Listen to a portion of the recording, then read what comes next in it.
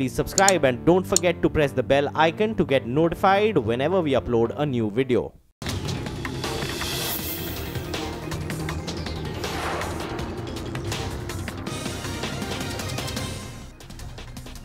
Break के बाद मुनाफे की तैयारी में आप सभी का स्वागत है और एसएक्स निफ्टी अगर आप देखें सुबह से लगभग 25 से 30 अंकों की एक बढ़त लेकर कारोबार कर रहा है। हमारा पूरा पैनल मौजूद है हमारे साथ और साथ ही साथ अब मेरे साथ नीरज भी हैं स्टॉक्स से न्यूज़ लेके।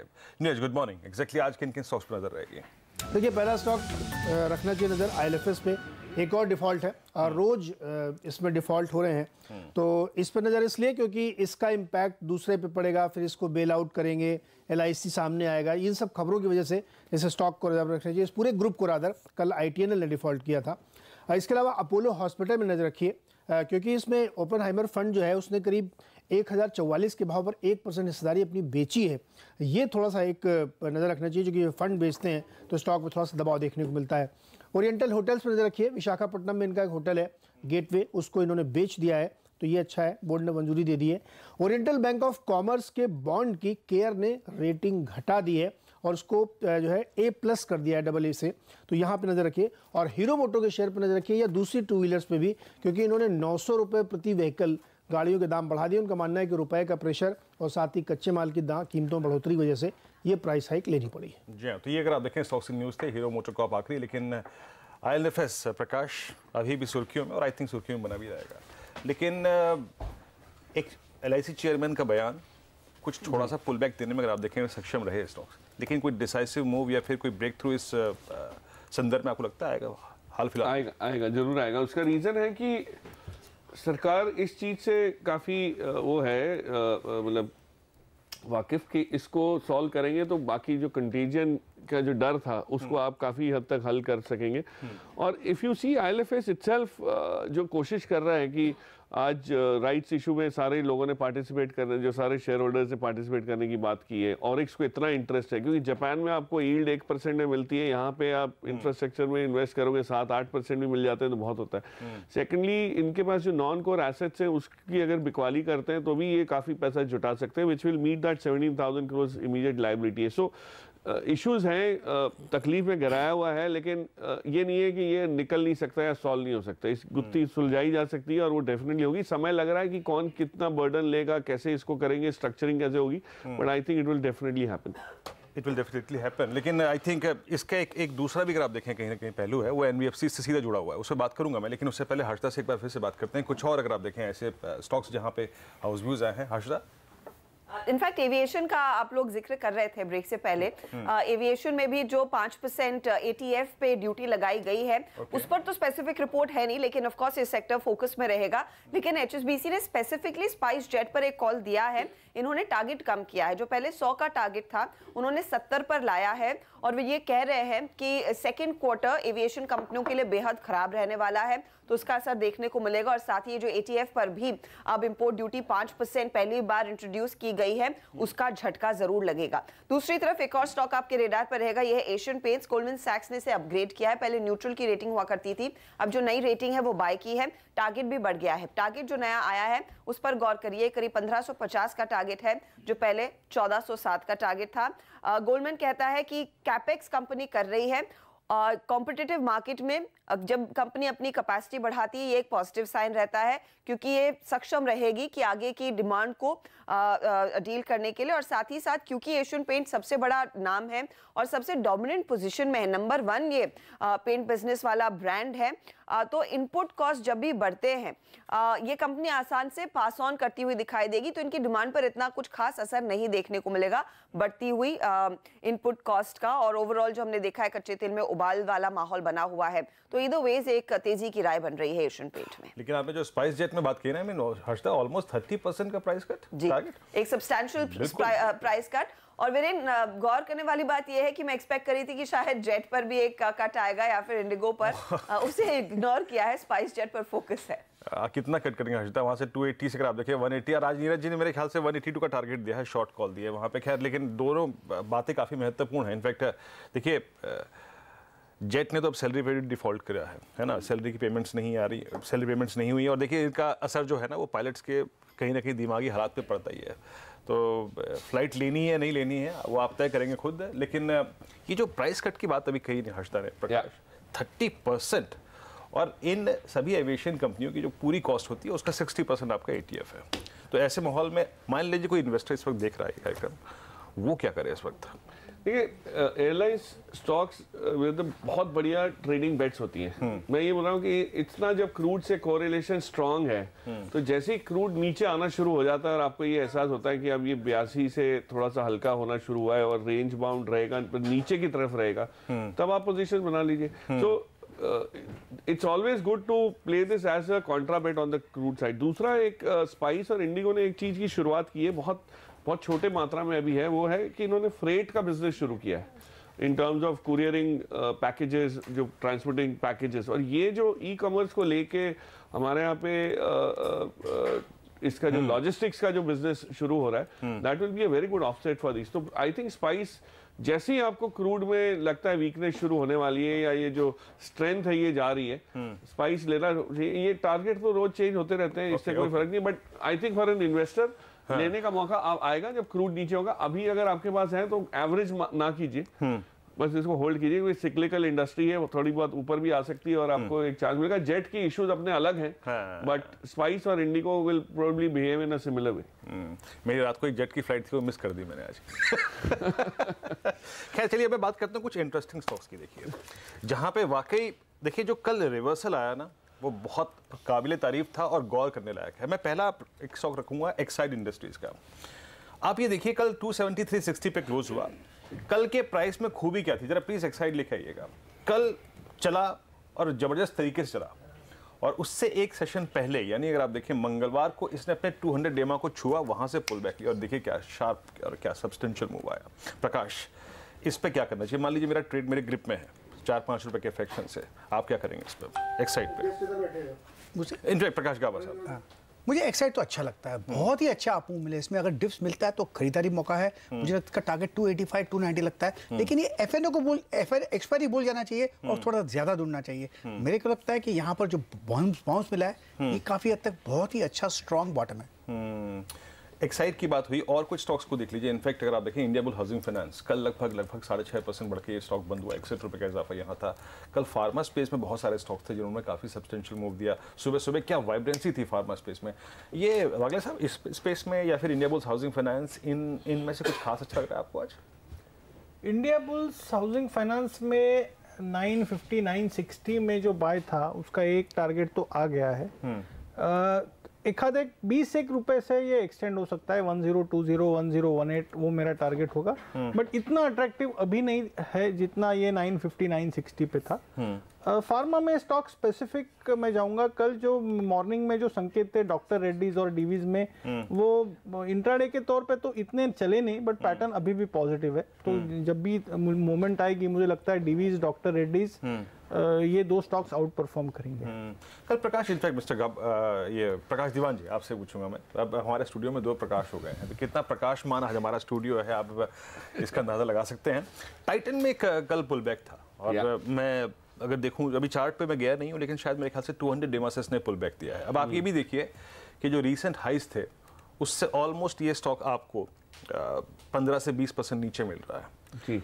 ये प्राइस क्या आपको अट्रैक्ट कर रहा है एज ए ट्रेडर या फिर as a investor? I mean trader वो जो कि शायद 25 30 50 रुपए तलाश रहा है, या फिर इन्वेस्टर वो जो ये सोचता है कि शायद वो हिस्टोरिकल प्राइस क्रॉस हो जाएंगे? देखिए हिस्टोरिक प्राइस जो 990 के आसपास के जो हाइस थे रिसेंटली हमने देखे, वो तो वापस बहुत जल्दी आने नहीं वाले, क्योंकि टाइटन में जो आपने हरकत देखी थी वो इस वजह से थी ब्रदर कि ये अनऑर्गेनाइज टू ऑर्गेनाइज जीएसटी के आने के बाद जो उम्मीदें बनी थी वो कुछ ज़्यादा ही थी। उसमें हम लोग ने बहुत एक्सपेक्टेशंस बिल्ड कर दी थी और वो ऐसा हुआ नहीं है। सेकेंडली टाइटन के मैनेजमेंट ने कुछ समय पहले आके इंग्लिश आपके सिस्टर चैनल पे ये डिस्कस भी किया और ये समझाया, कोशिश भी समझाएगी कि डिमांड इतनी ग्रो नहीं हो रही जैसी हम सोच रहे थे। सो डिमांड इस बार कम है, फेस्टिव सीजन में हो सकता है, पर ये जो अभी जो ओणम और इस टाइप की जो शुरुआत हुई उसमें कोई खास आपको हरकत नहीं दिख रही। और थर्ड थिंग इज रिलीफ आज आपको मिलेगा, क्योंकि कोई इंपोर्ट ड्यूटी गोल्ड को लेके आई नहीं, अभी तक नहीं आई। बट मैं इसको अलग तरह से देखता हूँ कि रिस्क हमेशा बना रहता है कि वापस आ गई तो क्या होगा। So Titan according to me is an avoid at this this point in time. ये थोड़ा सा वैल्यूएशन भी स्ट्रेच है, अगर इस टाइप की अर्निंग्स आई तो इतना प्रीमियम देने की इसको जरूरत नहीं पड़ेगी। तो ट्रेडर के लिए ऊपर की साइड में अगर आज कोई मौका मिलता है तो वो एक निकलने का मौका है। Okay, और otherwise I would short it. Will short it, in fact avoid and short it अगर आप एग्रेसिव ट्रेडर हैं। यहाँ पे हमारे इस पैनल में 2 लोग और जुड़ चुके हैं। हमारे साथ नितिन मुरारका हैं और साथ ही साथ हमारे साथ रजत के बोस भी जुड़ चुके हैं। Nitin, good morning. नितिन, आपकी अप्रोच क्या है और आपको क्या लगता है कि इनफैक्ट परसों में जो आपसे बात कर रहा था उसमें ये निकल के आया था डिस्कशन कि आप 11,000 की पुट पे एम्फेसाइज कर रहे थे और आपका ये मानना था कि मैं ये एक्सपायरी नीचे की तरफ देखता हूँ 11,000 से। अब जो ऑप्शंस के आंकड़े हैं उनको देखकर लगता क्या ये एक्सपायरी होगी कहाँ पर?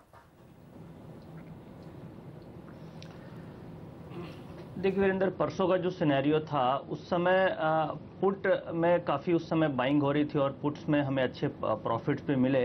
बट जो कल जो सिनेरियो डेवलप हुआ और उसके बाद परसों भी जो सिनेरियो डेवलप हुआ उसमें ये हुआ कि जो पुट राइटर्स थे वो 11,000 की पुट्स में काफ़ी एक्टिव हो गए हैं और 11,000 के नीचे एक्सपायरी होने की उम्मीद कम लग रही है।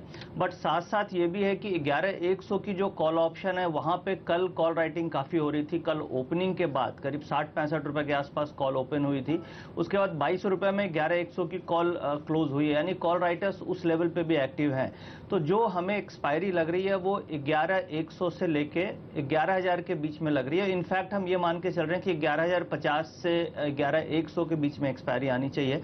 बट ओवरऑल जो अंडरटोन थोड़ा सा लग रहा है, थोड़ा सा पॉजिटिव बायस हो सकता है एक्सपायरी ट्रेड करे, क्योंकि और जो रोलओवर्स के डेटा है वो स्लाइटली पॉजिटिव बन रहे हैं। तो हम ये मान के चल रहे हैं रेंज बाउंड विद पॉजिटिव बायस आज एक्सपायरी देखने को मिल सकती है। ओके, रेंज बाउंड और 11,000 और 11,100 का दायरा यहाँ पर। रजत, गुड मॉर्निंग। रजत, आप किन स्टॉक से फोकस करेंगे आज? आप कहाँ ट्रेड करेंगे? देखिए, आज जहाँ पे शॉर्ट कवरिंग होगा, जहाँ पे कुछ सेलिंग भी हो सकता है सितंबर फ्यूचर्स में, मैंने ऐसे ही कुछ काउंटर्स चुना है। लेकिन जो काउंटर मेरे सामने पहले आया था वो काउंटर मैंने ले नहीं पाया। आपको मेरी आवाज़ सुनाई दे रही है? बिल्कुल बिल्कुल बिल्कुल दुरुस्त आवाज़ है आपकी। अच्छा, मैंने पहले एक साइड सोचा था लेने के लिए, लेकिन एक साइड इसलिए नहीं लिया कि एक साइड में जब एक बड़ा कैंडल बनता है उसका नेक्स्ट डे आपको ट्रेड करना, शुरुआत में ट्रेड करना मुश्किल हो जाता है। वो जैसा कि कल 273 में बंद दिया, वो 270 से 267 के बीच में आए, उस टाइम में आप 264 के नीचे स्टॉप लगा के खरीदारी करेंगे तो ऊपर में आपको नाफा मिल सकता है। नहीं तो शुरू में ऊपर खुलेगा फिर नीचे आता है। देखिएगा, इसका बड़ा कैंडल का नेक्स्ट कैंडल ऑलवेज आपको ट्रेचरस वे में बिहेव करता है, इसलिए हम उसको चुना नहीं। बट वो सबसे बढ़िया चार्ट उसी में ही है। इंडिया बुल्स हाउसिंग मुझको लगता है आज अच्छी शॉर्ट कवरिंग में आएगा, तो इसमें 950 के नीचे स्टॉप लगा के 1065 और 1095 ये दोनों टारगेट, इसमें वाइल्ड स्विंग्स आज होने की गुंजाइश है। कम इन सितंबर फ्यूचर्स, उसमें हम सेल करना चाहते हैं 703 रुपया 50 पैसा, 687 और 680 का टारगेट मान के 703 रुपया 50 पैसा का स्टॉप लॉस मान के सेल करना चाहिए। टाटा एलेक्साई 1203 के ऊपर स्टॉप लगाइए, 1148 की टारगेट मान के सितंबर फ्यूचर्स में आप बिकवाली कर सकते हैं। इसमें वागले साहब, जरा एक बार हिंडाल्को भी चार्ट देखिए। हिंडाल्को कल 247.95 की क्लोजिंग थी और मैं ये कह सकता हूँ कि ये 2018 की सबसे बेहतरीन क्लोजिंग की तरफ बढ़ रहा था। और अगर ये 250 का जोन निकलता है तो ट्रेडर के लिए क्या है यहाँ पर? वीरेन, एक्चुअली कल हिंडाल्को कल के माहौल में भी अच्छा परफॉर्म किया है और मुझे लगता है ये 265 तक जाएगा। लिटिल बिट सेंटीमेंट में सुधार होगा और जब हम ये थोड़ी सी नेगेटिविटी चली जाएगी तो ये आउट परफॉर्मर होगा और कुछ ना कुछ पॉजिटिव ये स्टॉक में हो रहा है जो मुझे दिखता है। कल पिछले 2 दिनों के प्राइस एक्शन में दिखा है और जैसे ये 250 252 के ऊपर क्लोज होगा, कम से कम टारगेट इसका 265 बनेगा और मुझे ताजुब नहीं होगा कि अगले 5 से 7 दिन में बने। इस बीच नितिन, आप आज ट्रेड क्या करेंगे? किस ट्रेड पे फोकस करेंगे आप? डेरिवेटिव एक्सपायरी के दिन या फिर अगर मैं अक्टूबर के भी कुछ शुरुआती दिन अगर आपसे पूछना चाहूँ, कौन से स्टॉक्स डोमिनेट करेंगे, क्या लगता है? कि मैंने 2 फ्रंट लाइन स्टॉक निकाले हैं जो मार्केट को सपोर्ट देने की कोशिश कर रहे हैं। एक तो सबसे पहले रिलायंस इंडस्ट्रीज, जिसमें कल के बाउंस को इसने लीड करने की कोशिश की थी। तो मुझे लग रहा है कि अगर कोई भी मार्केट में बाउंस आएगा तो रिलायंस उसको लीड करना चाहिए और रिलेटिवली स्ट्रांग है, तो अगली एक्सपायरी के लिए हम इसमें बेट कर सकते हैं। और 1280 1290 का टारगेट रखा है और स्टॉप लॉस 1235 के आसपास है। हम छोटे स्टॉप लॉस के साथ ट्रेड करेंगे, कोई भी स्टॉक लेंगे तो छोटा स्टॉप लॉस होगा, क्योंकि अगर 11,000 का लेवल टूटता है, उसके नीचे एक्सपायरी होती है तो अगली एक्सपायरी में दिक्कत आ सकती है। दूसरा, हम एक्सिस बैंक यहाँ पे सेलेक्ट कर रहे हैं क्योंकि उसमें रोल ओवर्स काफी अच्छे हैं। अप्रॉक्सीमेटली कल तक 70% रोल ओवर है, हम मान के चल रहे हैं उसमें 85% तक रोल ओवर जाना चाहिए। इसका टारगेट हम अभी छोटा 645 650 तक रख रहे हैं और स्टॉप लॉस 605 का रखा है। ये दो स्टॉक्स हैं और अगर आप देखें रिलायंस पे जो अपने आउटलुक शेयर किया आपने, एक एमआरपीएल को मैं कल देख रहा था। इनफैक्ट मिस्टर दीवान आपसे राय चाहूँगा मैं, ये एमआरपीएल एक बहुत बड़े डाउन ट्रेंड के बाद थोड़ा सा अगर आप देखें यहाँ पर, जो कि इसका ऑलमोस्ट मेरे ख्याल से 15-16 का बेस है, 75 की जोन में रुक रहा था। एक तो ऑयल गैस स्पेस पूरा और स्पेशली एमआरपीएल, इस पे कोई राय है आपकी कल, क्योंकि स्टेबल हुआ है इस प्राइस पे कुछ जाके? ये आई थिंक ये सारा पैक में एक हलचल आएगी पहले हफ्ते में अक्टूबर के, and that is because of the gas repricing. जो गैस रीप्राइसिंग होने की उम्मीद है वरिंदर, उससे काफ़ी हद तक मुझे लगता है Reliance, gas authority of India, Petronet, LNG, सारी इसमें एक वो होना है गैस साइड पे। और रिफाइनिंग साइड पे इतना कोई फर्क ये नहीं पड़ रहा, बट गैस जैसे ही अवेलेबल और होने लगती है तो इनके जो एमआरपीएल और इन सब को जो दबाव है ऑयल रिफाइनिंग वाले बिजनेस पे, वहाँ पे थोड़ी सी राहत हो सकती है। बट मुझे नहीं लगता कोई इतना स्ट्रक्चरल चेंज आया है। इनफैक्ट सिंस आपने इस क्षेत्र की बात की है, मैं ये बताने की कोशिश कर रहा हूँ कि अगर कोई गैस स्टॉक्स पे ध्यान दे, खास करके गेल है, रिलायंस है, जिस रिलायंस में गैस अभी है नहीं लेकिन आ सकती है, गैस का प्ले बहुत बड़ा हो सकता है, तो उसके ऊपर ध्यान दिया जाए। I think there will be far better opportunities in these 2-3 names. Alright, अच्छा कल जो सबसे सरप्राइजिंग काम हुआ दीवान साहब, वो हुआ आईटी कंपनियां टूटना, और आप लोग सब कह रहे थे, आप कह रहे थे कि इन कंपनियों में अब गिरावट देखने को मिलेगी। भसीन साहब ने स्पेसिफिकली कहा। मुझे ये बताइए, अब आईटी कंपनियों में कुछ लोग कह रहे हैं कि एक बार प्रॉफिट बुक कर लिया जाए, क्या ये सही रणनीति होगी या डटे रहें इन अच्छे शेयरों के साथ? नहीं, आई डोंट थिंक आईटी में इतनी जल्दी कोई गिरावट आनी है, लेकिन ऐसा कोई नेगेटिव कुछ नहीं हुआ। वो ओवर वैल्यूड जोन में है, उसकी उनको चिंता हो रही थी, तो थोड़ा बहुत profit booking, call between relative call between pharma and IT. ऐसा नहीं है कि आईटी एब्सोल्यूट बेसिस पे, इनफैक्ट मुझे लगता है आईटी में अभी भी बहुत अच्छा मतलब दमखम है, खास करके जो बीएफएसआई वर्टिकल में जो इम्प्रूवमेंट आ रही है यूएस में, वहाँ पे तो ये तो उनका ब्रेड एंड बटर बिजनेस, तो घबराने की बात नहीं है। एब्सोल्युटली, उसमें बड़ी कंपनीज के साथ रही है बहुत छोटे, जैसे कल केपीआईटी को एक वो बीएमडब्ल्यू ने गाइडेंस कम की। हाँ, और देखिए कैसे जोर से पिटा उसको। हाँ, तो ये जो डिपेंडेंस बहुत हाई एक ही बड़े क्लाइंट पे या एक सेक्टर पे जब रहती है तो थोड़ा सा हमेशा एक रिस्क रहेगा। बट टीसीएस में आप देखिए कोई कुछ नेगेटिव नहीं है, तो इस टाइप की कंपनीज में लगे रहेंगे। तो मैंने आपको कल एलएनटी टेक्नोलॉजी सर्विसेज बताया था, वो मार्केट में आईटी में गिरावट आई लेकिन उस बना रहा, उसमें कोई इतनी वो नहीं, मतलब एक दिन का तो व्यू है भी नहीं। But I am saying IT company selectively आप अगर लेंगे तो। अच्छा, एक और दिक्कत थी कल के मार्केट में, वो थी आईटीसी का गिरना। वागले साहब ने बिल्कुल सही समय पर कहा। वागले साहब, बधाई हो आपको, आपने कहा शॉर्ट करिए, और क्या जोर से गिरा आईटीसी। और देखिए ये वो हैवी वेट था, जब अगर ये गिरता है तो फिर ये बाजार को भी नीचे खींचने का काम करता है। अच्छा खासा कंट्रीब्यूशन है इसका। कल आपका टारगेट वैसे आ गया था आखिरी सौदा में, आई थिंक 297 के आसपास गई थी, और 290 का मेरा टारगेट था। आई थिंक लो 289 है। और अगर आप मुझे इजाजत दे तो मैं आईटी कंपनीज के बारे में कुछ बोलना चाहता हूँ। वो ऐसा है कि पिछले हफ्ते अगर आप बेचते तो ठीक था, इतने मिड कैप आईटी की स्पेसिफिकली मैं बात कर रहा हूँ, persistent, KPIT, so on so fourth, और फ्रंट लाइन में स्ट्रेंथ है, मिड कैप में थोड़ा सा वीकनेस है, तो शायद थोड़ा सा भी टाटा एलेक्सी थोड़ा सा और नीचे जा सकता है, बट बेचने का समय निकल गया। और ये बताइए 28 तारीख को, अब जो कल सबकी निगाहें तो एक ही बात पे टिकी हुई है कि कल की जीएसटी काउंसिल की बैठक में क्या निकल कर आएगा। आईटीसी दरअसल इसीलिए गिरा था। अब कवर कर लें इस अगले कल की इवेंट से पहले, या आपको लगता है कि डिजास्टर से आएगा तो डिजास्टर हो जाएगा इसके लिए?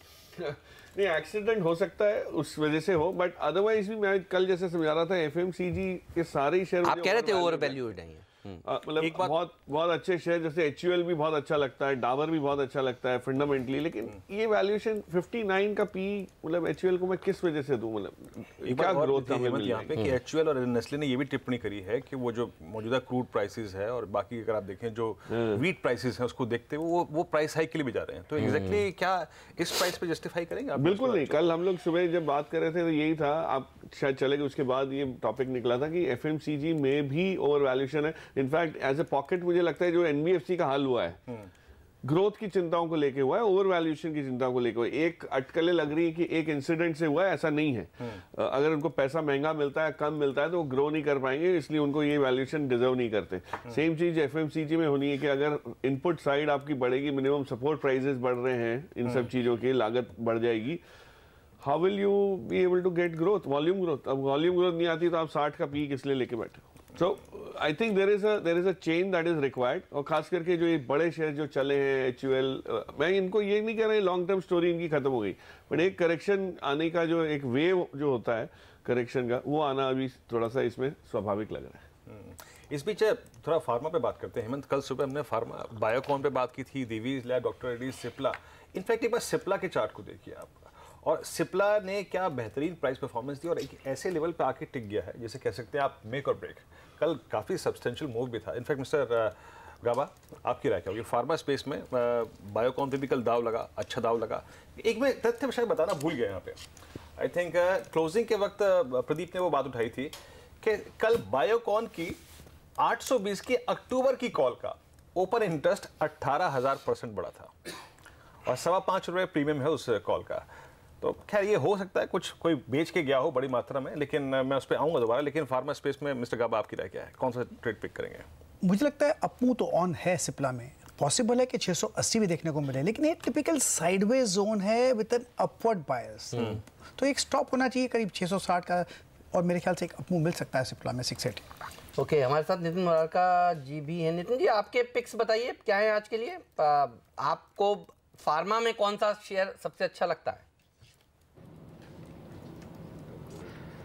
देखिए, फार्मा में अगर हम रोलोवर्स में डेटा में जाएं तो सन फार्मा के रोलोवर्स काफ़ी अच्छे हो रहे हैं। अप्रॉक्सीमेटली 72% का रोलोवर है सन फार्मा में। तो मुझे लगता है कि टॉप प्रायोरिटी मेरी अगली एक्सपायरी के लिए सन फार्मा होगी। उसके बाद जो सिप्ला, जिसकी अभी वीरेंद्र ने बात करी, इसमें चार्ट फॉर्मेशन काफ़ी अच्छे बन रहे हैं। तो सेकंड आप सिप्ला पे बेट कर सकते हैं। सिप्ला में भी लग रहा है कि 700 रुपए तक का ऊपर का मूव आना चाहिए। सन फार्मा करीब 660-670 तक मूव कर सकता है। तो ये दो स्टॉक पे फार्मा में अगली एक्सपायरी में बेट की जा सकती है। सतपुते जी भी स्टूडियो में शामिल हो चुके हैं। राजेश जी बताइए, आपका कॉल क्या है? निफ्टी को किस तरह से ट्रेड करेंगे, बैंक निफ्टी को किस तरह से ट्रेड करेंगे, एक्सपायरी कहाँ होगी, उसके बाद पिक्स पे आता हूँ। Good morning. देखिए, मुझे लगता है यहाँ पे ऑप्शन स्टैटिस्टिक्स जो दिखता है वो हिसाब से मुझे लगता है 11,000 का पुट सबसे ज़्यादा एक्टिव है, but at the same time 11,100 पे सबसे ज़्यादा मुझे लगता है कि एक प्रेशर प्रॉफिट बुकिंग का रहेगा। तो मुझे लगता है 11,000 ±50 points, this should be the range for the day. यहाँ पे 3 मंथ्स का एवरेज रोल ओवर करीबन 68% है, तो अभी there is a way to go. Overall लगता है कि आज 50 पॉइंट के दायरे में मार्केट घूमेगा। रही बात बैंक निफ्टी की, तो बैंक निफ्टी में देखिए 25,000 का पुट सबसे ज़्यादा एक्टिव है, 26,000 का कॉल एक्टिव है, 25,500 का मीडियन है। लगता है 25,500 के ऊपर जाना थोड़ा डिफिकल्ट है, but at the same time मुझे लगता है 25,100 और 25,200 ये दायरा रहेगा कि जहाँ पे बैंक निफ्टी सेटल होने की कोशिश करेगा। रही बात कॉल्स की, तो देखिए मेरे 2 कॉल्स हैं। एक वेदांता, जहाँ पे सबसे ज़्यादा ओपन इंटरेस्ट कल हमने 16% बढ़ा, प्राइस भी लगभग 4% अप था। तो मुझे लगता है वेदांता एक अच्छा है। Technical it's a breakout, close करीबन 240 के आसपास मिला। 232 का स्टॉप लॉस है, 254 का टारगेट रहेगा। रिलायंस इंडस्ट्रीज़ मुझे लगता है आज बाजार को संभालने का, सपोर्ट देने का काम करेगा। तो रिलायंस इंडस्ट्री में बाय बनता है with stop loss of 1230, target रहेगा 1284 का। रिलायंस इंडस्ट्रीज अगर आप देखें आज सबके पैक में है, सबके अगर आप देखिए ट्रेडिंग कॉल में शामिल है, ऑलमोस्ट 4 बार रिपीट ये हो चुका है। लेकिन मैं थोड़ा सा विषय को चेंज करूँगा, अब मैं सीमेंट स्पेस में आऊँगा। क्यों? क्योंकि कल डेरिवेटिव्स में अगर कोई भी स्क्रिप्ट सबसे एक्टिव थी या फिर चार्टिकली सबसे बेहतरीन स्क्रिप्ट थी प्लेस्ड, वो थी ACC। वागले साहब, ACC 1586 कल 19 रुपये का 1.25% का मूव था यहाँ पे डेरिवेटिव्स में। आप देखिए OI में भी काफ़ी अच्छा एडिशन हुआ था और इनफैक्ट रोल ओवर भी यहाँ पे ठीक ठाक है। आपकी राय क्या होगी ACC पर? ब्रेकआउट तो मैं नहीं कहूँगा ये माहौल में, बट व्यू पॉजिटिव बनता है। 1615-1620 तक की अपसाइड है, तो एक 2-2.5% की अप मूव आज या मे बी 1 से 2 दिन में हम देख सकते हैं बिल्कुल। और जब तक ये 1560 के ऊपर बना रहेगा, स्ट्रेंथ रहेगी। जैसा कल की तेजी के पीछे कारण थे रूमर्स, और रूमर्स ये थे कि भाई GST काउंसिल की बैठक में कुछ राहत मिलने वाली है। ध्यान रखिएगा, ये रूमर्स कई बार पहले आ चुके हैं। हमारे सूत्र बता रहे हैं कोई राहत मिलने वाली है नहीं। तो कुछ लोगों ने ये कहा है कि शायद राहत मिलेगी, मिल सकती है, लेकिन लगता नहीं है कि होने वाला है। सरकार इस समय अपने रेवेन्यूज़ को मुझे नहीं लगता वेरिएंट कम करने के मूड में है। आप देखिए कस्टम ड्यूटी जो बढ़ाने का फैसला लिया है, रेवेन्यूज़ को बढ़ाने का फैसला है, तो मुझे नहीं लगता इस बार कोई जीएसटी काउंसिल की मीटिंग जो होने वाली है शुक्रवार को, उसमें इंडस्ट्री को कोई बहुत राहत की उम्मीद करनी चाहिए। बहुत बड़ी राहत नहीं मिलने वाली है। और कल जिन लोगों ने ये सोचकर ट्रेडिंग करी कि भाई इस सेक्टर को कुछ फ़ायदा मिलने वाला है, तोहफा मिलने वाला है, ये 3-4 बार की जीएसटी काउंसिल की बैठक में इस तरह के र्यूमर चलाए गए हुआ, लेकिन सच्चाई क्या है exactly कभी भी नहीं निकल कर तो ये ध्यान रखना चाहिए। क्योंकि आपने सीमेंट स्पेस की बात छेड़ी तो मैंने कहा ये एक बात जरूर बता दें। इंडिया सीमेंट देखिए कल भाग रहा था, कहीं भी करेक्ट नहीं हुआ, ये सब इन्हीं र्यूमर्स के चलते दरअसल हुआ है। चलिए अब रूमर्स खत्म करते हैं, अब बताते हैं आज का मुनाफे का शेयर। हेमंत पहले अपना स्टॉक बताइए। बोरोसिल ग्लास, जो हम शुरू में भी कह रहे थे, जिस तरह से सरकार ने फ़ायदा पहुंचाने की बात करी है, कस्टम ड्यूटी को बढ़ाकर, उससे घरेलू इंडस्ट्री को फ़ायदा होगा। और ये कंपनी किचन वेयर के कामकाज में है। किचन वेयर के ऊपर देखिए 10% ड्यूटी बढ़कर 15% हुई है, 5% यहाँ बढ़ती हुई नजर आई है। तो ये वो तमाम छोटे मझोली कंपनियाँ हैं जो आज एक्शन में रह सकते हैं। तो मुनाफे का शेयर मेरा होगा बोरोसिल ग्लास। लेकिन ध्यान रखिए अगर 8, 10, 15% के ऊपर ये खुल जाए, गैप अप से हो सकता है, तो फिर वहां पर चेष्टा नहीं करनी चाहिए। उसको चेस करने के लिए अगर फ्लैट खुले 2-3-4% ऊपर खुले तो वहां पर चेष्टा करनी चाहिए। आपका मुनाफे का शेयर बताइए। आज का मेरा स्टॉक है, अगर आप देखें कल दिव्य ने अच्छा मूव दिया, 30-35 रुपए का मूव दिया। आज हमें क्या चेस करना चाहिए? देखिए आज मिड कैप स्पेस में मैं गया तो एक स्क्रिप्ट मेरे को दिखाई दी बड़ी अच्छी चार्ट्स पे, और वो थी गुजरात एल्कलीज। जरा प्लीज अगर आप मेरा वो चार्ट लेके आइए, आपकी स्क्रीन पर आप देखें ये चार्ट आएगा। कल क्या बेहतरीन क्लोजिंग दी थी इसने, और पिछले आप 8 दिन के वॉल्यूम्स देखिए, बेहतरीन वॉल्यूम्स। यानी अगर मैं पूरे सितंबर के वॉल्यूम्स को देखूं तो उसके एवरेज वॉल्यूम्स का ऑलमोस्ट थ्राइस वॉल्यूम्स बीते 5 सेशन में रहा है। और इसने पिछले 3 सेशन में अपने 3 मूविंग एवरेजेस को, जो कि बहुत एक छोटी सी रेंज में थे 150 200 डेमा, उसको क्रॉस करके ऊपर एक डिसाइसिव क्लोजिंग दी है। अच्छी बात यह है कि इस ब्रेकआउट के बाद, जो कि एकदम से अगर आप देखें आया है, 3 एवरेजेस को इसने पार किया, जो क्रिटिकल नया सप्लाई जोन है वो कम से कम नहीं तो आता है 662 रुपए के आसपास, यानी करीब 40-42 रुपए का एक क्लीन स्विंग अगर आप देखें यहाँ पे मिलता है। वागले साहब, आई थिंक मेरे पास बोलने के लिए इस स्टॉक पे इतना ही था, क्योंकि डेरिवेटिव्स का पार्ट है भी नहीं, आंकड़े मेरे पास नहीं थे। लेकिन आपकी राय क्या होगी, इसको कैसे देखते हैं आप? 600 का 200 डे मूविंग एवरेज है, तो अगर आपको चांस लेना है, और चांस लेना भी चाहिए, थोड़ा सा मार्केट का माहौल में मैं श्योर नहीं हूँ, क्योंकि चौपी है। अगर बॉटम बनता है, माहौल पॉजिटिव सेंटीमेंट वापस आता है, तो ये पैटर्न में मैं बाय करूंगा। और मेरा टारगेट लगभग 670 का होगा, जो आपने 662 का, उसके आसपास 670 672 तक ये जा सकता है। बट ये माहौल में मैं थोड़ा सा वेट करूंगा। अगर आपको कंफर्मेशन पे ट्रेड करना है तो 630 के ऊपर ही लीजिए। ओके नितिन जी, ये बताइए, क्योंकि आज डेरिवेटिव एक्सपायरी है, शॉर्ट कवरिंग के लिहाज से कौन से स्टॉक्स पर आपकी नज़र है, और रोल ओवर्स कौन से सेक्टर्स में, स्टॉक्स में बढ़िया हुए हैं या कमज़ोर हुए हैं, तो वो भी बताइए, क्योंकि आज इसी के ऊपर सारा दिन प्ले आउट होना है। देखिए अभी जो रोल ओवर्स हैं वो ज़्यादातर रोल ओवर 11,000 से 11,060 और 70 की रेंज में हुए हैं, और करीब 90 लाख शेयर लास्ट 3 दिनों में रोल ओवर हुए हैं, 80-85 लाख शेयर।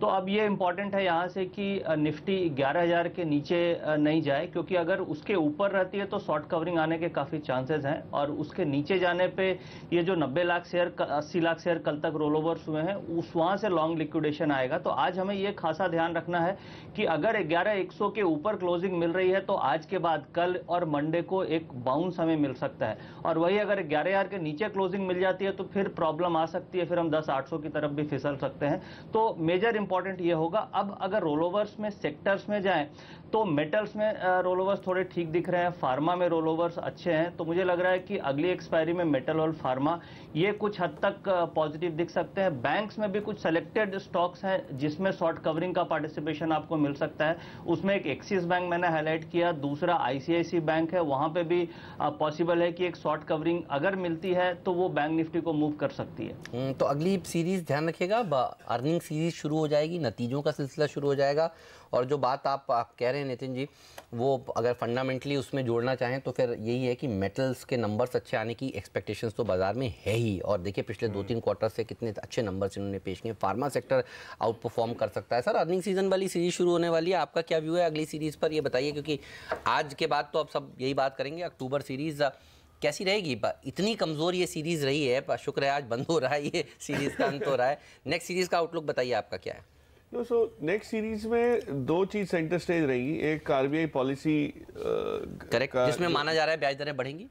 ब्याज दरें तो 25 बेसिस पॉइंट फैक्टर्ड इन है प्राइस इन इक्विटी मार्केट में, बट बॉन्ड मार्केट कहीं ना कहीं कुछ लिक्विडिटी इन्फ्यूजन को लेके उत्सुक है कि कहीं आने की उम्मीद है। बुल्स को भी वो चाहिए न्यूज़। हाँ, तो अगर वो ओएमओ से ही होता है तो एक पर्टिकुलर नेचर ऑफ मूव रहेगा, और अगर कुछ और रहेगा तो उसमें कोई और विंडो बनाते हैं आरबीआई या कुछ, तो that will be taken very positively, specially MF industry को लेके।